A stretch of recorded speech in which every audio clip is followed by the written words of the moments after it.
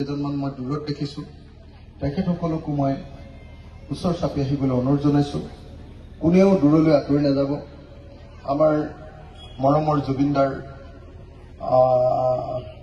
এইখন হ'ব চাগে প্ৰথমখন, গোটেই অসমৰ ভিতৰতে চাগে প্ৰথমখন এনেকুৱা শোকসভা, প্ৰথমখন শোকসভা হ'ব।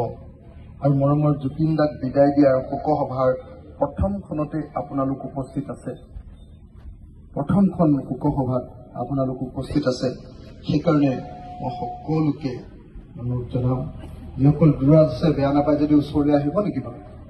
জুবিনদাৰ কাৰণে অকণমান আমি চকু পানী টুকে, জুবিনদাৰ কাৰণে অকণমান আমাৰ হৃদয়ৰ পৰা অলপ শোক প্ৰকাশ কৰিম। জুবিনদাৰ কাৰণে আমি বিদায়ৰ সময়ত জুবিনদাক অকণমান মাত এষাৰ দিম। জুবিনদা, আপুনি গুচি যাব নোৱাৰে। আপুনি যদি গুচিও যায় জুবিনদা, আমি আপোনাক সদায় মনত ৰাখিম। আপুনি অসমৰ কাৰণে যিখিনি গীত দি গৈছে, আপুনি অসমৰ কাৰণে যি চিনেমা দি গৈছে, আপুনি অসমৰ মানুহৰ মাজত যি কথা বতৰা কৈ গৈছে, প্ৰত্যেকটো কথা আমি মনত ৰাখিম আৰু অসমীয়া জাতিক দিনে দিনে উন্নতিৰ পথলৈ আগুৱাই লৈ যাবৰ কাৰণে চেষ্টা কৰিম। জুবিনদাই কৈছিলে যে মোৰ কোনো জাতি নাই। জুবিনদাই কৈছিলে মোৰ কোনো ধৰ্ম নাই। জুবিনদাই কি বুলি কৈছিলে? কি বুলি কৈছিলে নিজকে? জাতি নাই, ধৰ্ম নাই, কি বুলি কৈছিলে? মই মুক্ত, মই কাঞ্চনজংঘা। হয়নে? জুবিনদাই কি বুলি কৈছিলে? মোৰ কোনো জাতি নাই। জুবিনদাই কি কৈছিলে? মোৰ কোনো ধৰ্ম নাই। জুবিনদাই কি কৈছিলে? মই মুক্ত, মই মানুহ, মই কাঞ্চনজংঘা। হয়নে? তো যি সময়ত অসমত চাৰিওফালে এতিয়া মানুহক হিন্দু মুছলমান বুলি চাই জাতি জাতি ভাগ কৰে, বড়ো অনাবড়ো এনেকে আমি চাওঁ, সেই সময়ত জুবিনদাই চিঞৰি চিঞৰি কবলৈ সক্ষম হৈছিলে যে মোৰ কোনো জাতি নাই, মোৰ কোনো ধৰ্ম নাই, মই মুক্ত। মই এনেকুৱা ধৰ্মীয় বান্ধোনেৰে, হিন্দু মুছলমান খ্ৰীষ্টানৰ বান্ধোনেৰে, ব্ৰাহ্মণ খুদিৰ, কলিতা কোঁচ, বড়ো আহোমৰ এই বৰ্ণবাদী চিন্তাৰে মই বান্ধ নাখাওঁ। মই সকলো মানুহৰ কাৰণে মানুহ, মই মুক্ত, মই মুক্তভাৱে চিন্তা কৰিব পাৰোঁ, মই কাঞ্চনজংঘা। এনেকে বুলি কৈছিলে জুবিনদাই। সেই জুবিনদা যি নিজৰ জাতিৰ কোনো পৰিচয় কেতিয়াও দাঙি ধৰা নাছিলে। আনকি যি জুবিনদাই নিজে ব্ৰাহ্মণ হৈও তেওঁ লগুণদান সম্পৰ্কেও আনকি কঠোৰভাৱে কৈছিলে।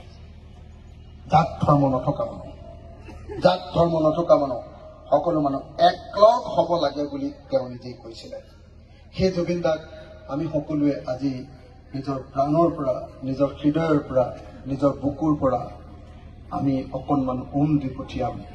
সেইকাৰণে মই সকলোকে থিয় হৈ অকণমান গেপ হৈ ইজনে সিজনৰ গাত নলগাকে হাতকেইখন এৰি দিয়ক। হাতকেইখন এনেকে ধৰি নাথাকিব। যেতিয়া সন্মান কৰোঁ আমি তেতিয়া হাত তললৈ নমাই দিওঁ। সকলোৱে হাত তললৈ নমাই লওক।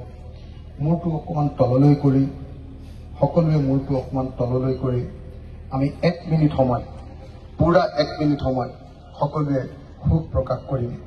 আৰু চাগে অসমৰ ভিতৰত এইখনে প্ৰথমখন শোকসভা হ'ব, যি শোকসভাত আমাৰ মৰমৰ জুবিন গাৰ্গ, যুৱ প্ৰজন্মৰ সাৰ্থক জুবিন গাৰ্গ আৰু সমগ্ৰ অসমীয়া জাতিৰ মৰমৰ ধৰ্ম জাতি বৰ্ণ নথকা সেই জুবিন গাৰ্গ, শিল্পী জুবিন গাৰ্গ, মুক্ত জুবিন গাৰ্গ, কাঞ্চনজংঘা জুবিন গাৰ্গক আমি সকলোৱে অকণমান শ্ৰদ্ধা জনাম, শ্ৰদ্ধাঞ্জলি জনাম। কায়িকভাৱে শাৰীৰিকভাৱে তেওঁক আজিৰ পৰা বিদায় দিম, কিন্তু সদায় তেওঁক আমি মনত ৰাখিম। এই কথাখিনিৰ কাৰণে মই সকলোকে হাত তললৈ কৰি মূৰটো তললৈ নমাই আমি এতিয়া ঈশ্বৰৰ ওচৰত প্ৰাৰ্থনা কৰিম। মৌন প্ৰাৰ্থনা মাত্ৰ 1 মিনিটৰ কাৰণে, মাত্ৰ 1 মিনিটৰ কাৰণে ঈশ্বৰ ভগৱান আল্লাহ তেওঁলোকৰ ওচৰত আমি 1 মিনিটৰ কাৰণে মাত্ৰ 1 মিনিটৰ কাৰণে প্ৰাৰ্থনা কৰিম আৰু মই সকলোকে আপোনালোক সকলোকে অনুৰোধ জনাম যে একদম কোনেও মোবাইল চোবাইল নবজাব সকলোৱে পাৰিলে মোবাইলকেইটা সাইলেন্ট কৰি দিয়ক অকণমান সময়ৰ কাৰণে আমাৰ মৰমৰ গায়কজনক আমাৰ মৰমৰ সংগীত শিল্পীজনক আমাৰ মৰমৰ শিল্পীজনক আমি মাত্ৰ 1 মিনিটৰ কাৰণে মই সময়টো চাই আছো 1 মিনিটৰ কাৰণে আমি আৰম্ভ কৰিছো আমাৰ শোক প্ৰাৰ্থনা আৰম্ভ কৰিছো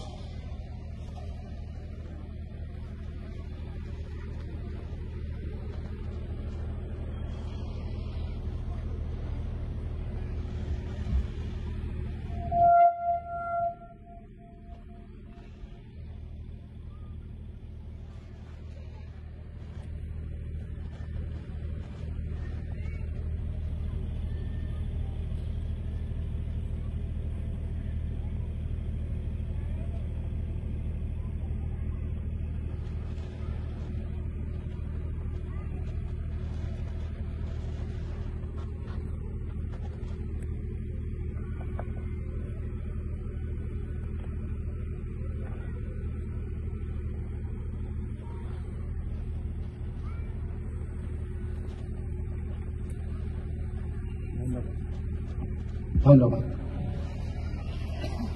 হাজাৰ হাজাৰ মানুহে হাজাৰ হিচাপত মানুহে ইমান মৌনতাৰে গাঁও এখনত জুবিন গাৰ্গক স্মৰণ কৰিলে এইটো সদায় মনত ৰাখিব মনত থাকিব মই আমাৰ বন্ধুসকলে নিশ্চয় ভিডিঅ' কৰি লৈছে